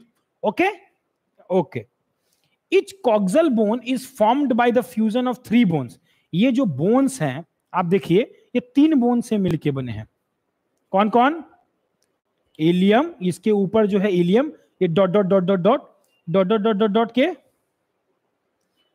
ऊपर जो है इलियम है, ये इशियम है, और ये प्यूबिस है। तीन बोन से मिलके बनते हैं, ऐसे अगर मैं रखूं तो ये इलियम हुआ, इशियम हुआ और ये पीबिस हुआ, 3 बोन के मिल से बनते हैं बच्चों। At the point of fusion of the ever bones is a cavity called acetabulum. तो इसमें इस बोन, इस पेल्विक बोन में एसिटाबुलम कौन है बच्चों? ये है, देख पा रहे हैं यहां 3 लाइनिंग है, इसके ऊपर जो है इलियम, इसके पीछे जो है इशियम और आगे जो है प्यूबिस। आगे की ओर ऐसे निकला हुआ है, ये प्यूबिस है, पीछे की ओर इशियम है, ऊपर जो है आइलियम है। ये क्लियर हो बच्चों? एकदम क्लियर होना चाहिए, किसी को कोई संशय शक नहीं होना चाहिए। और ये कैविटी का नाम ही एसिटाबुलम है, जिसमें कि head of the femur articulate करता है। देखिए अगर मैं चल रहा हूं तो ऐसे चलूंगा,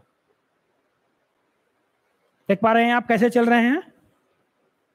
मैं पीछे आ रहा हूं, ये मेरे बोन्स ऐसे से हो रहे हैं, अभी पीछे मैं आऊंगा तो ऐसे से ये पीछे आ गया। समझ पा रहे हैं बच्चों? Head of the femur articulate mean which? Head of the femur articulate with acetabulum. Head of the femur articulate with acetabulum. Okay, ये क्लियर है? Okay. The two halves of the pelvic girdle meet ventrally. Ventrally मतलब, फिर से लिखेंगे, ventrally का मतलब होता है आगे की ओर, आगे की ओर, है कि नहीं, या सामने।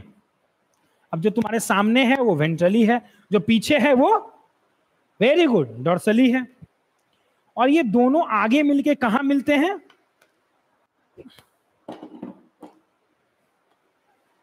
पेल्विक बोन, अगर ये पेल्विक बोन ऐसे है, पेल्विक बोन ऐसे है, तो ये पेल्विक बोन का पिछला पोर्शन हुआ, पीछे ये बोन, तो ये पीछे किससे मिल रहा है? डॉर्सली मीट्स विथ सैक्रम, एंट्रली आगे की ओर एक और हिप बोन ऐसे आके मिल जाते हैं, ठीक है। वेंट्रली दोनों हिप बोन आपस में इसका प्यूबिक पार्ट जो है मिलता है, तो क्या बनाता है? The two halves of the pelvic girdle meet ventrally to form the pubic symphysis, जिसमें कि कौन सा फाइबर रहता है बच्चों? कौन सा कार्टिलेज रहता है? फाइब्रस कार्टिलेज रहते हैं। क्लियर हुआ बच्चों? तो मैं क्वेश्चन अब पूछूंगा, आप लोगों को टाइप करके बताना है कि क्या क्या आंसर है। अपर लिम्स किससे आर्टिकुलेट करता है? पेल्विक गर्डल से या पेक्टोरल गर्डल से? ये बताइए, टाइप करके बताइए। Very good, pectoral. Lower limb किससे आर्टिकुलेट करता है? ये बताइए। Very good, pelvic. बहुत अच्छा आंसर आ रहा है, कुछ लोग जुड़े हुए हैं, ठीक है, बहुत अच्छा जुड़ता है। आगे पढ़ते हैं, ये क्लियर है बच्चों? अपर लिम, लोअर लिम, गर्डल्स, ये क्लियर हुआ? पूरे अच्छे तरीके से अगर क्लियर नहीं होगा तो ये डाउट बना रहेगा। अभी हम लोग कुछ भी पूछना है पूछ सकते हैं, अभी खड़े होके टाइप करके आप पूछ सकते हैं कि क्या है। क्लियर है सब? आगे बढ़े? ओके ओके ओके, ठीक।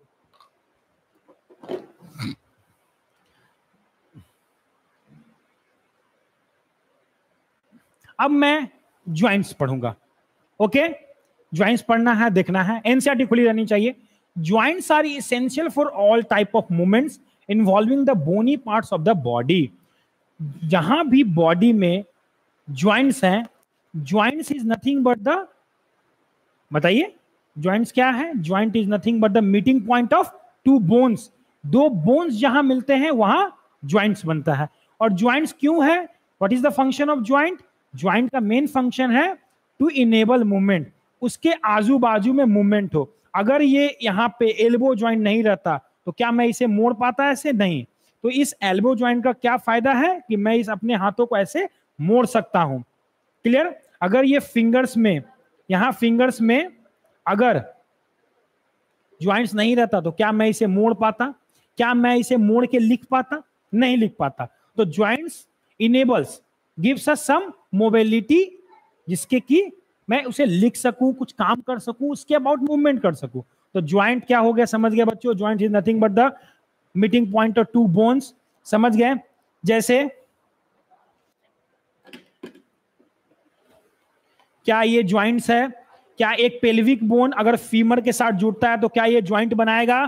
यस, वेरी गुड, ज्वाइंट बनाएगा, यहां पे ज्वाइंट बनाएगा। क्लियर है बच्चों? वैसे ही हमारा शोल्डर, अगर मेरा ये स्कैपुला के साथ ह्यूमरस जुट के मूवमेंट कर रहा है, यहां पे ऐसे जुट रहा है, तो क्या ये ज्वाइंट बनाएगा? यस, इसका नाम क्या होगा? Shoulder joint. Very good. Locomotory movements are no exception to this. Locomotory movement जो होते हैं वो किसके अबाउट होता है? अगर लोकोमोशन करना है, मुझे आगे बढ़ना है, तो मुझे अपने बॉडी में ज्वाइंट्स चाहिए ही चाहिए। क्लियर? आगे चलते हैं।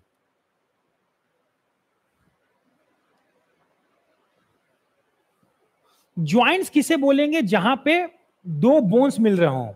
Joints are points of contact between bones और between bones and cartilage. Exactly, ठीक है। ज्वाइंट्स क्या हुआ? जहां बोन और बोन मिलते हो या जहां बोन और कार्टिलेज मिलता हो। तो बताइए, हम लोग पहले पढ़ चुके हैं, अब मैं आपसे क्वेश्चन पूछूंगा, आपको बताना है।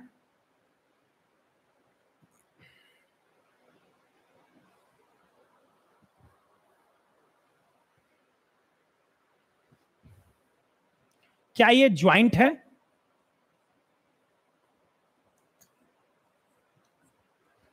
क्या ये ज्वाइंट है? मैंने पहले भी बताया है कि जो हमारा रिब्स है वो डायरेक्टली स्टर्नम से नहीं जुड़ता है, किसी कार्टिलेज से जुड़ता है। तो क्या ये ज्वाइंट है? एज पर डेफिनेशन ये ज्वाइंट है। क्यों है? क्योंकि यहां बोन्स कार्टिलेज से मिल रहा है, यहां कार्टिलेज बोन से मिल रहा है। तो ज्वाइंट के डेफिनेशन में एक चीज और ऐड करना है कि जहां बोन ज्वाइंट, जहां बोन कार्टिलेज से मिले उसे मैं ज्वाइंट्स बोलूंगा। ठीक है, ना कि सिर्फ जहां बोन और बोन मिल रहा है वो तो ज्वाइंट है ही, लेकिन एक चीज हमें और पढ़ना है कि जहां बोन और कार्टिलेज मिले उसे मैं क्या बोलूंगा बच्चों? बताइए। उसे मैं, वेरी गुड, उसे भी मैं ज्वाइंट बोलूंगा। क्लियर? ये भी ज्वाइंट है और ये भी ज्वाइंट है। क्लियर है बच्चों? आगे मैं चलता हूं।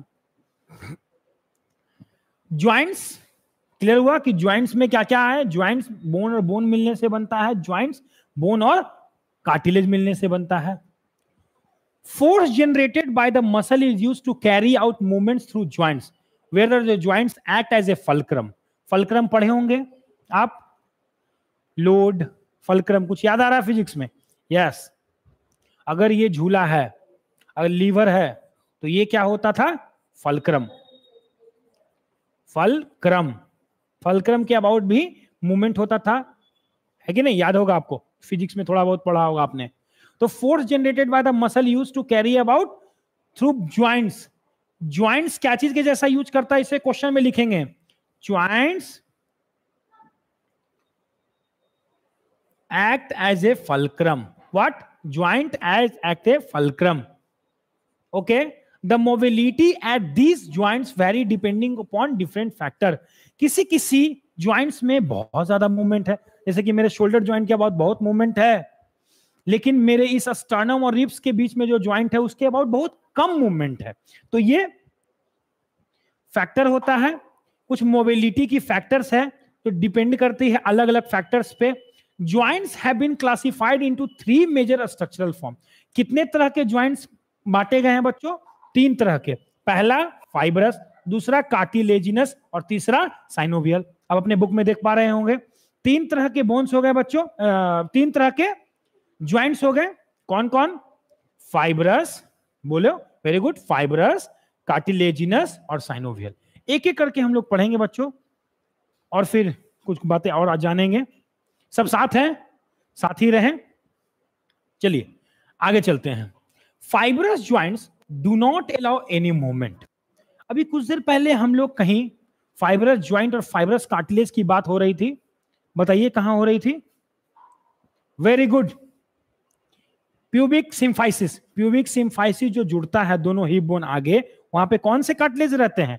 फाइब्रस कार्टिलेज रहते हैं, और वहां मूवमेंट बहुत रिस्ट्रिक्टेड होता है। तो fibrous joint do not allow any movement. Okay, तो क्वेश्चन आता है which joint do not allow any movement? तो answer is fibrous. This type of joint is shown by a flat skull bone.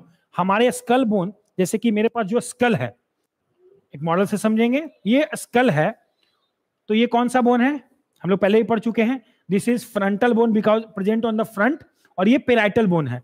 तो यहां जो आपस में ये जुड़ा, यहां ये दिख रहे पा रहे हैं आप, सूचर है, दिख रहा है बच्चों, जो सूचर है यहाँ पे फ्रंट में सूचर, यहां पे आप देख पा रहे होंगे ये सूचर। इसके बाद क्या है, ब्रेन का या बोन का मूवमेंट होता होगा, देख पा रहे हैं। मैं बहुत मेहनत कर रहा हूं, कोशिश कर रहा हूं हिलाने का, लेकिन हिला नहीं पा रहा हूं। इसका मतलब क्या है, ये जो ज्वाइंट्स है बहुत कम, या यूं बोले कि do not allow any movement about this joints. Okay, तो क्या ये फ्रंटल और पेराइटल के ज्वाइंट्स के अबाउट ये बोन्स आपस में हिल सकते हैं? नहीं। तो ये किस तरह के ज्वाइंट हो गए बच्चों? Fibrous joint. Very good.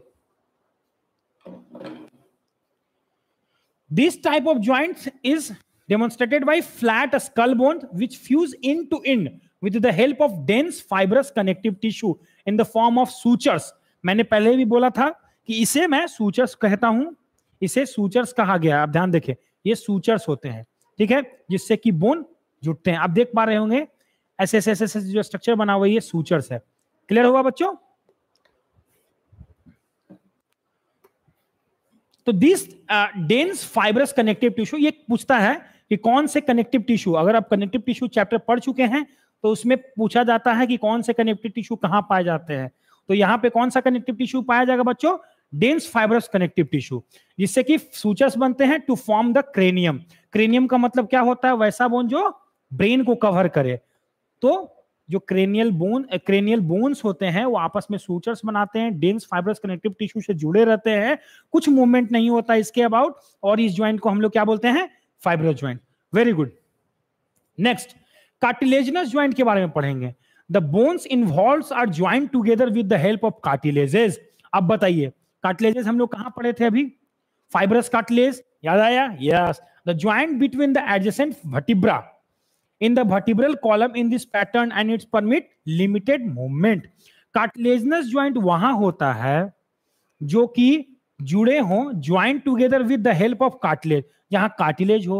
Intervertebral disc आपको याद आ रहा होगा, मैं बता देता हूं एग्जांपल लेकर के।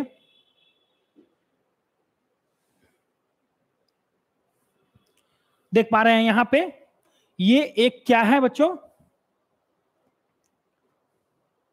ये एक वर्टिब्रा है, ये दूसरा वर्टिब्रा है, और ये आपस में किससे जुड़ा हुआ है बच्चों? इंटरवर्टिब्रल डिस्क से जुड़ा हुआ है। इंटरवर्टिब्रल डिस्क इन दोनों को जोड़ के रखा है। तो यहाँ पे ये बहुत लिमिटेड, हम लोग अपने रिब्स को, हम अपने वर्टिब्रा को बहुत ज्यादा तो नहीं बेंड कर सकते, एक लिमिटेड मूवमेंट कर सकते हैं, ठीक है बच्चों? तो यहाँ पे ये कौन सा, बताइए कौन सा कनेक्टिव टिश्यू होगा? यहाँ पे ये कौन सा कनेक्टिव टिश्यू होगा, या कौन सा कार्टिलेज होगा? कार्टिलेज कौन सा होगा बताइए? Hyaline cartilage. Very good. यहां पे कार्टिलेजेस होते हैं जो कार्टिलेजिनस ज्वाइंट्स बनाते हैं। वर्टिब्रा के अलोंग मेनली ये पाया जाता है। इसमें क्या होता है? Limited. The word very very important is limited here. देखो 3 वर्ड है यहां पे। Do not allow any movement, क्या है बच्चों? पहला, do not allow any movement, permits limited movement, है कि नहीं? यहां पे परमिट्स मूवमेंट है। और तीसरा वर्ड है कंसिडरेबल मूवमेंट।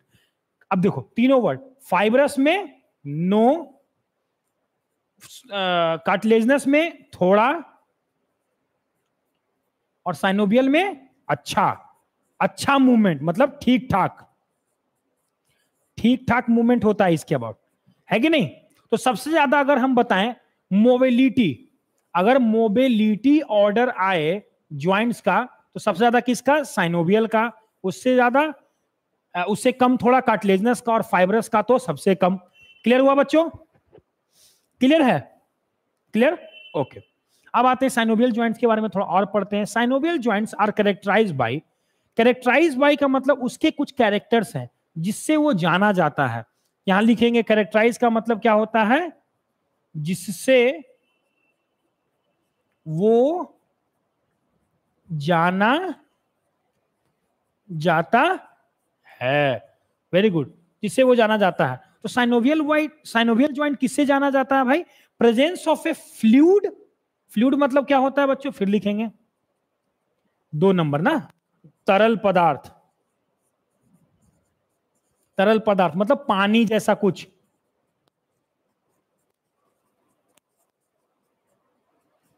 ठीक है, पानी जैसा तरल पदार्थ। क्या तरल पदार्थ, जिसे कि हम क्या बोलेंगे, साइनोवियल कैविटी में भरा हुआ साइनोवियल फ्लूइड। ठीक है, साइनोवियल कैविटी क्या होता है, अब देखिए ध्यान से।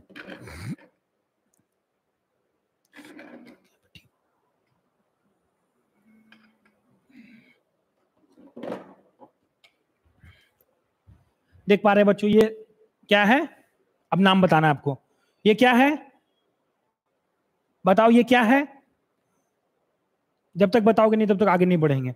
ये स्कैपुला है, वेरी गुड। और ये क्या है, ह्यूमरस, दोनों आपस में जुड़ा ये कैविटी देख पा रहे हैं आप, क्या है ये, इसी कैविटी, ये अगर इसके चारों तरफ कुछ कुछ कार्टिलेज कुछ कुछ और गहरा हो जाए, जैसे कि मैं फोटो से अगर दिखा दूं एक बार,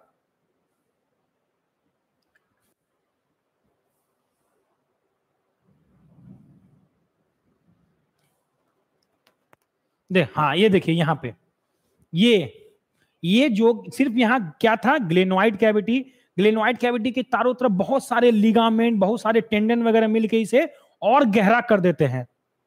और गहरा होने पे इसे मैं क्या बोलूंगा, बताइए, इसे मैं और क्या बोलूंगा यहां पे, जिसमें कुछ तरल पदार्थ साइनोवियल फ्लूइड होगा, तब मैं इस कैविटी को साइनोवियल कैविटी बोलूंगा, क्योंकि उसमें कुछ साइनोवियल फ्लूइड भी है। क्लियर है बच्चों?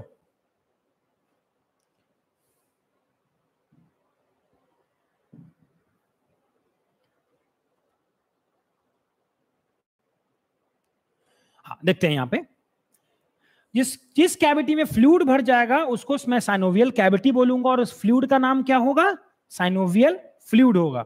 Very good. तो साइनोवियल ज्वाइंट्स में साइनोवियल फ्लूइड होते हैं, और वही फ्लूइड जो है आसानी से इसके अबाउट मूवमेंट करने में मदद करता है। क्योंकि अगर आप बताइए, हम अपने साइकिल चलाते हैं, साइकिल में क्या होता है, जब वो कड़ा चलने लगता है तो हम कुछ तेल डाल देते हैं। वैसे ही भगवान ने हमारे बॉडी में भी मूवमेंट्स को फ्रीली चलने के लिए, आसानी से चलने के लिए क्या दिया हुआ है, तेल, यानी कि साइनोवियल फ्लूइड। ठीक है, तो यहां साइनोवियल फ्लूइड भगवान देते रहते हैं, अपना बनते रहता है, और ये ज्वाइंट्स आसानी से चलने लगता है। कितना अनोखा है ये प्रकृति, है कि नहीं? इसीलिए बायोलॉजी सब्जेक्ट जो है वो सिर्फ रटने की सब्जेक्ट नहीं है। बायोलॉजी वही पढ़ सकता है जिसमें इसकी रुचि हो, ये समझने का प्योरली साइंस है ये, इसके अलावा कुछ नहीं। फिर देखते हैं, और इस तरह से जो अरेंजमेंट हुई कैविटी की, उसके अंदर कुछ फ्लूइड दिया गया और फिर ये मूव किया, इसी से कंसीडरेबल, कंसीडरेबल का मतलब क्या होता है, अच्छा या अच्छी मात्रा में, अच्छी मात्रा में, है कि नहीं, बहुत अच्छी मात्रा में मूवमेंट्स होते हैं साइनोवियल ज्वाइंट के आसपास। This joints help in locomotion and many other movements, है कि नहीं? यही मूवमेंट्स जो है, ये जो मूवमेंट्स करवाते हैं इस ज्वाइंट्स के अबाउट, यही हमें लोकोमोट करने में, चलने में मदद करता है कि नहीं? या और कुछ मूवमेंट करने में, जैसे शोल्डर ज्वाइंट के अबाउट हम तो मूव तो नहीं कर सकते अपने बॉडी को, लोकोमोट तो नहीं कर सकते हैं, लेकिन बहुत कंसिडरेबल मूवमेंट्स है यहाँ पे शोल्डर ज्वाइंट के अबाउट। अब इसके अलग अलग प्रकार हैं। सबसे पहला क्या है, ball and socket joint. Ball and socket joint between humerus and pectoral girdle. तो पेक्टोरल गडल का यहां क्या मतलब हुआ बच्चों, पेक्टोरल गडल का मतलब क्या हुआ बताओ, स्कैपुला और स्कैपुला प्लस क्लैविकल, है कि नहीं? यानी कि ये बोल रहा है बॉल एंड सॉकेट ज्वाइंट के कंसीडरेबल जो एग्जांपल है, सबसे पहला वो क्या है, स्कैपुला से जब मिलता है ह्यूमरस तब। ठीक है, ball and socket joint, clear हुआ बच्चों? उसके बाद दूसरा क्या है, हिंज ज्वाइंट। हिंज ज्वाइंट समझ पा रहे हैं आप लोग? जो नहीं समझ पा रहे हैं वो अपना गेट देखें। जैसे गेट होता है, गेट कैसे होता है बच्चों, ध्यान दिया होगा आपने, गेट ऐसे होता है, गेट ऐसे होता है कि नहीं? और ये गेट इसके अबाउट रोटेट करता है। इस गेट, ये जो अगर गेट है तो ये फिर ऐसे और ऐसे ही घूमेगा। सिर्फ गेट कैसे खुलता है अपना, वैसे ही। तो ये जो हमारे यहाँ पे हिंज ज्वाइंट है, हिंज ज्वाइंट को आप ज्यादा यानी कि नी ज्वाइंट को खोलने का कोशिश करें। नी ज्वाइंट ज्यादा कितना खुलता है बच्चों? नी ज्वाइंट जब खुलता है तो एक रिस्ट्रिक्टेड मूवमेंट, बस अगर नी ज्वाइंट मेरा ऐसे तो ऐसे ही खुल सकता है, ज्यादा ये पीछे जाएगा। क्या ये पूरे 360 डिग्री तो नहीं घूम जाता है, बस इतना ही घूमता है। तो इस तरह के ज्वाइंट को हम क्या बोलते हैं? हिंज ज्वाइंट, जो कि दरवाजे में भी रहता है, जिसको क्या बोलते हैं हम लोग? हिंज लगा हुआ है। यस, आगे देखते हैं। तो दो तरह के हम लोग देख लिए, बॉल एंड सॉकेट ज्वाइंट देख लिए, हिंज ज्वाइंट देख लिए। बॉल, अब एग्जांपल इंपॉर्टेंट है, आप नोट्स बनाए अपने कॉपी में, अगल बगल लिखे या इसे अंडरलाइन करके अच्छे से रख ले। Ball and socket joint, shoulder joint classical example है। हिंज ज्वाइंट के क्लासिकल एग्जांपल क्या है? Knee joint. पाइवोट ज्वाइंट का क्या क्लासिकल एग्जांपल है? एटलस और एक्सिस। मैंने एटलस की चर्चा की है। एटलस क्या होता है? First vertebra is known as atlas. और एक्सिस क्या है? वेरी गुड, बताइए एक्सिस क्या है? Axis is also known as second vertebrae. Second vertebra को एक्सिस बोला गया है, एटलस को फर्स्ट वर्टिब्रे बोला गया है। कोई दिक्कत नहीं। तो पाइवोट ज्वाइंट किस, देखो जैसे कि हम अपना गला हल्का ऐसे मूव कर पा रहे हैं, आराम से। तो यहां मेरा स्कल है, उसके बाद यहां मेरा पहला वर्टिब्रा होगा और दूसरा वर्टिब्रा है, तो यहां जो ज्वाइंट बनता है वो पाइवोट ज्वाइंट बनता है। क्लियर? अच्छा, आगे चलते हैं। Gliding joint, gliding joint carpals के बीच में बनते हैं। कार्पल्स कहां होते हैं? Carpals is also known as wrist joint, है कि नहीं? यहां पे जो ज्वाइंट मूवमेंट है उसे क्या बोलेंगे? Gliding, gliding movement. So that's why this movement, this joint is known as gliding joint between the carpals. And saddle joint किसको बोलेंगे? जो कार्पल और मेटाकार्पल्स ऑफ द थंब, यानी कि अगर ये मेरा कार्पल है और ये मेरा थंब है, तो इसके बीच और इसके बीच में जो मूवमेंट होगा वो कौन सा मूवमेंट हो रहा होगा? सैडल ज्वाइंट, है कि नहीं? Saddling movement. तो ये कार्पल और मेटाकार्पल ऑफ थंब के बीच में जो होता है वो सैडल ज्वाइंट होता है। कार्पल्स के बीच में ग्लाइडिंग ज्वाइंट होता है। एटलस और एक्सिस के बीच में पाइवोट ज्वाइंट होता है। नी ज्वाइंट जो होता है वो हिंज ज्वाइंट का एग्जांपल है। और सॉकेट ज्वाइंट का example, ball and socket joint के एग्जांपल क्या आ जाएंगे बच्चों? ह्यूमरस और पेक्टोरल गर्डल आएंगे। क्लियर हो गया? चलो, वेरी गुड। जब इतना मैंने पढ़ ही लिया तो थोड़ा सा और मैं पढ़ लेता हूं, बस थोड़ी सी में, थोड़ा देर और देखते हैं। अगर कहीं ज्वाइंट्स है, अगर कहीं बोन्स है, अगर कहीं बोनी मोशन हो रहे हैं, तो उसके अबाउट कुछ दिक्कत हो सकती है, जिससे हमें कुछ कुछ डिजीज होगी। अब हम बोन से रिलेटेड, ज्वाइंट से रिलेटेड कुछ डिसऑर्डर्स, डिजीज के बारे में पढ़ेंगे। तो आइए जुड़ जाते हैं, देखते हैं। ओके, तो disorders of muscular and skeletal system, myasthenia gravis. Myasthenia gravis एक डिजीज है, ऑटो इम्यून डिसऑर्डर। तो ऑटो इम्यून डिसऑर्डर क्या होता है सर? ऑटो इम्यून डिसऑर्डर क्या होता है?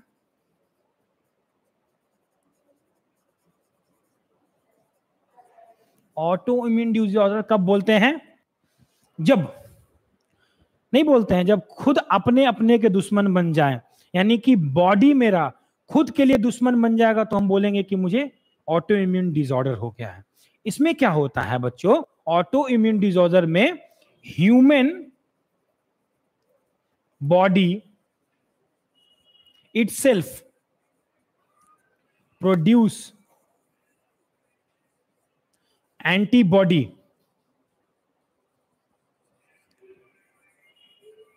Against itself. मतलब हिंदी में लिखेंगे, खुद बॉडी खुद के लिए एंटीबॉडी बनाता है। अब एंटीबॉडी का काम क्या है बच्चों? एंटीबॉडी का काम है किसी भी माइक्रोब्स, किसी भी कीड़े मकोड़े से लड़ने के लिए हमारा शरीर बनाता है। यानी कि वो बेसिकली एक तरह से वेपन है दूसरे को मारने के लिए, है कि नहीं? और इसमें बॉडी खुद के लिए, अपने बॉडी के लिए एंटीबॉडी बनाएगा, तो हार्म किसका होगा? खुद के बॉडी का। तो यही डिजीज एक्चुअली मेस्थेनिया ग्रेविस में होता है। मेस्थेनिया ग्रेविस में क्या होता है बच्चों? मेस्थेनिया ग्रेविस एक तरह का ऑटो इम्यून डिसऑर्डर है, जो कि अफेक्ट करता है न्यूरोमस्कुलर जंक्शन को। कैसे करता है? अगर हम थोड़ा डीप देखें तो आपने पढ़ा होगा एक्सॉन के बारे में, न्यूरोमस्कुलर जंक्शंस के बारे में पढ़ा होगा बच्चों। कुछ मैं बताता हूं। जैसे कि ये मेरा एक्सोनल टर्मिनल है, मतलब जो नर्व्स आते हैं जो नर्व्स आते हैं बच्चों, उसमें क्या रहता है, वेसाइकल्स में कैल्शियम भरा हुआ रहता है, और ये जब कोई मैसेज आता है, तो उससे के बाद ये रिलीज होता है। क्या रिलीज होता है यहां से, एसिटाइल कोलिन, ACH, और उसके यहां रिसेप्टर्स भरे हुए हैं। ये एसिटाइल कोलिन यहां जाके जुड़ जाएगा नॉर्मली। लेकिन अगर ये मेरा बॉडी इस रिसेप्टर के लिए, ये जो रिसेप्टर यहां एसिटाइल कोलिन के लिए है, इसको मारने लगे, इसको ध्वस्त करने लगे, इसको नष्ट करने लगे, तो एक समय में क्या आएगा, मेरे पास कोई एसिटाइल कोलिन की रिसेप्टर्स नहीं रहेगी, कोई नहीं रहेगी, रिसेप्टर खत्म हो जाएगा। और जब मेरा बॉडी, जब हम चाहेंगे कि चल पाए, तो ये न्यूरोनल एक्सोनल उधर से मैसेज आएगा और ये आगे प्रोपोगेट तो करेगा, एसिटाइल कोलिन रिलीज तो करेगा बहुत सारा, लेकिन ये बाइंड नहीं कर पाएगा, क्योंकि यहाँ एसिटाइल कोलिन रिसेप्टर जो है खत्म हो चुके हैं, नष्ट हो चुके हैं हमारे द्वारा खुद एंटीबॉडी बना करके। तो अब क्या होगा, हम कितना भी चलना चाहेंगे तो ये क्या आगे मैसेज लेके जाएगा, नर्व्स, और जब ये आगे मैसेज लेके नहीं जाएगा तो यहां पर जो मेरा मसल है, क्या वो काम करेगा, नहीं करेगा। और एक्चुअली जब हम थकते हैं तो क्या होता है, हम चाह के भी काम नहीं कर पाते हैं। तो यहाँ वही सिचुएशन है कि हम चाह के भी, यानी कि मैसेज देने के बाद भी ये मेरा मसल काम नहीं कर रहा है, और जब काम नहीं कर रहा तो उसके कारण क्या होगा, फटीग। फटीग का मतलब क्या होता है बच्चों, लिखेंगे यहाँ थकान, थकान, थक जाते हैं तो कैसा होता है, वीकनेस, वीकनेस माने क्या होता है, कमजोरी। मतलब अब चाह के भी अपने पैरों पे बहुत देर खड़ा नहीं रह पाएंगे, इनफैक्ट खड़ा भी नहीं हो पाएंगे। और पैरालिसिस, पैरालिसिस का मतलब क्या होता है, एक तरह से इनएबिलिटी टू वर्क, आप काम ही नहीं कर पाएंगे, आपका अपर लिम्ब काम ही नहीं कर पाएगा, इसका लोअर लिम्ब काम ही नहीं कर पाएगा। ठीक है, तो इसमें क्या क्या होता है, इसमें दो तीन बात, ऑटो इम्यून डिसऑर्डर माने खुद का दुश्मन, इसमें न्यूरोमस्कुलर जंक्शन इफेक्ट करता है। ठीक है, और इसमें क्या क्या कैरेक्टरिस्टिक मिलते हैं, फटीग माने थकान, वीकनेस माने कमजोरी, और पैरालिसिस मतलब इनएबिलिटी टू डू वर्क, ये तीन चीजें होती हैं। ये मेस्थेनिया ग्रेविस के कारण हुआ है। आप हमें कमेंट करके बताइए कि किस मशहूर हस्ती को मेस्थेनिया ग्रेविस की बीमारी हुई थी और वो ठीक भी हो चुके हैं, नाम जरूर बताएं। अगला चलते हैं, मस्कुलर डिस्ट्रॉफी। डिस्ट्रॉफी का मतलब क्या होता है, नष्ट हो जाना, नष्ट होना। ठीक है, देखिए, तो इस मस्कुलर डिस्ट्रॉफी में एक तो चीज क्लियर है कि मसल्स की डिस्ट्रॉफी हो रही होगी। तो मसल की जब डिस्ट्रॉफी होगी तो क्या वो धीरे धीरे होगी कि एक बैक से हो जाएगी, तो इसका आंसर है धीरे धीरे, क्योंकि वर्ड प्रोग्रेसिव। प्रोग्रेसिव मतलब क्या होता है बच्चों, यहां लिखेंगे धीरे धीरे,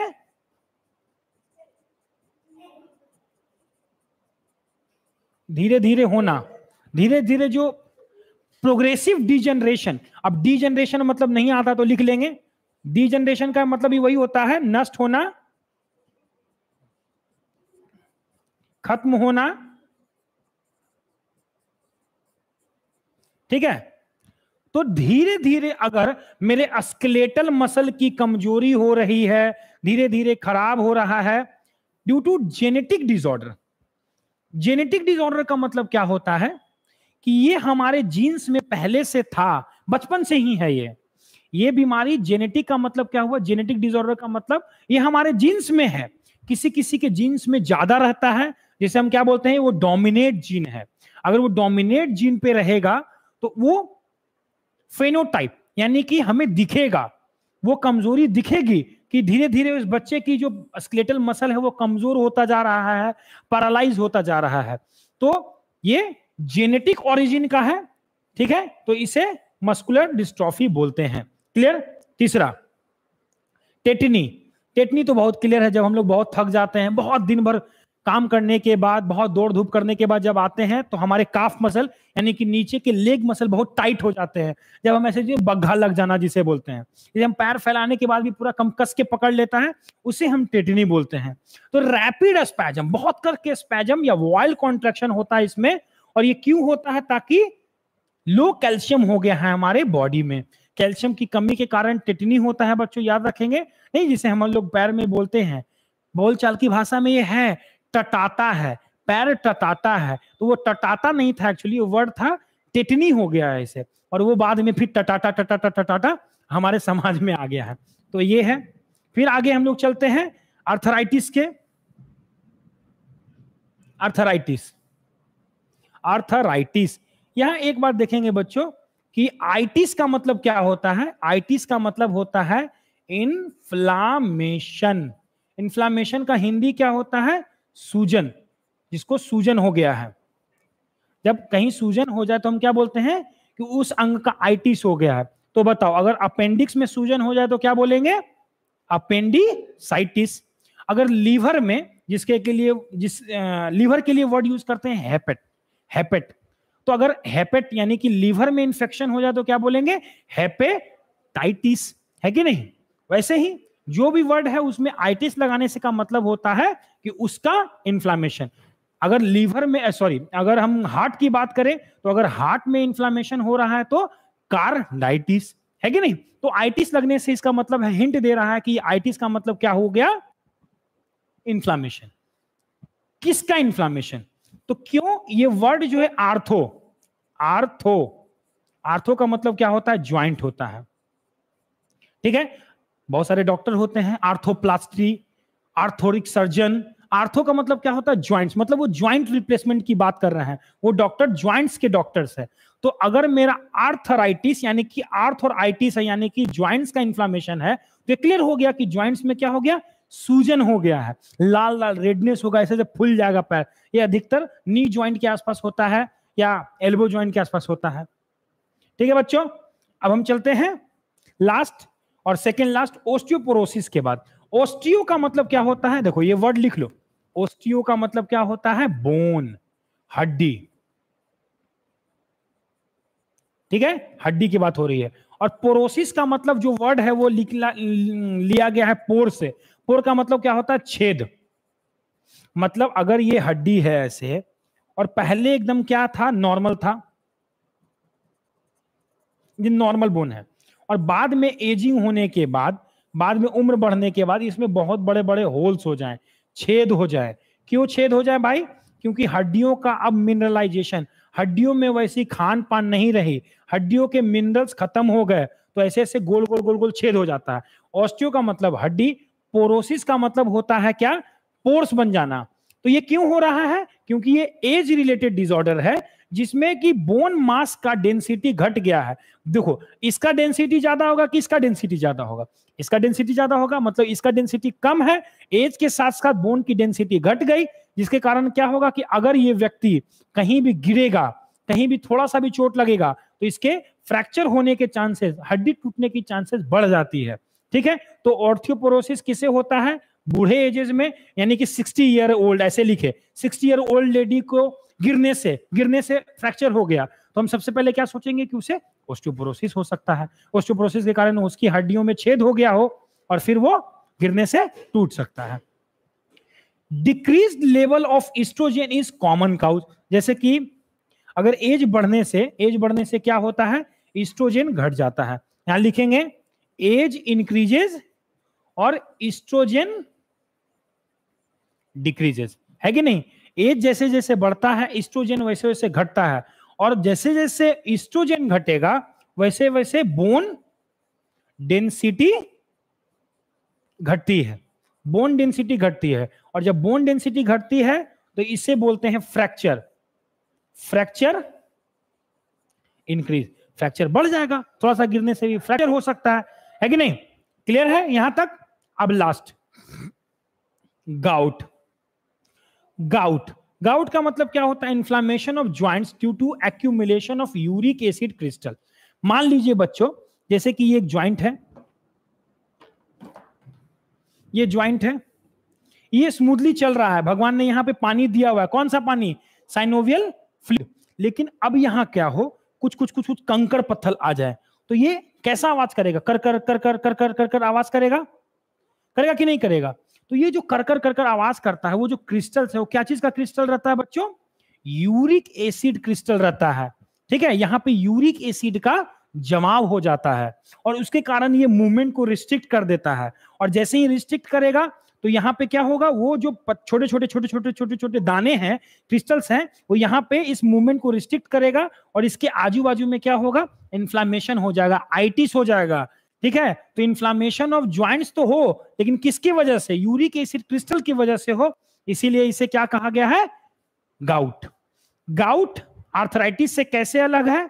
क्योंकि गाउट में पहचानने का तरीका है कि आपका उस पर्सन का एक ब्लड टेस्ट किया जाएगा, कौन सा? सेरम यूरिक एसिड देखेंगे, तो सेरम यूरिक एसिड इसमें बहुत बढ़ा हुआ रहेगा, जबकि आर्थराइटिस में ऐसा नहीं है।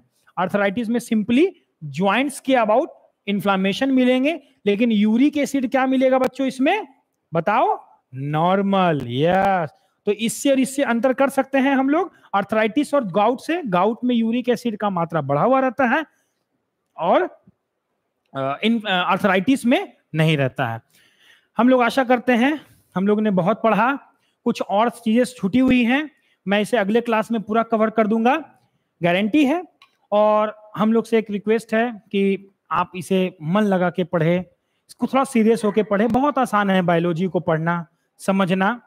अगर थोड़ा सा भी मन लगा के पढ़ते हैं तो अपने माता पिता के लिए एक अच्छा रिजल्ट लेके आ सकते हैं, एक अपने लिए अच्छा भविष्य बना सकते हैं। तो क्यों ना थोड़ा बैठ के थोड़ा अच्छे से इसे पढ़ा जाए। और अगर आपको मेरे वीडियो से थोड़ा भी कुछ भी सहायता मिलता है तो इसे आप अपने जैसे लोगों को, अपने जैसे जरूरतमंद बच्चों को तक पहुंचा सकते हैं इसे, ताकि उन्हें भी फायदा हो, उन्हें भी कुछ मदद मिल जाए। आशा करता हूं कि आप लोग को वीडियो अच्छा लगा होगा, आप इसे शेयर करेंगे और फिर हम लोग मिलते हैं अगले क्लास में। जय हिंद, जय भारत, थैंक यू।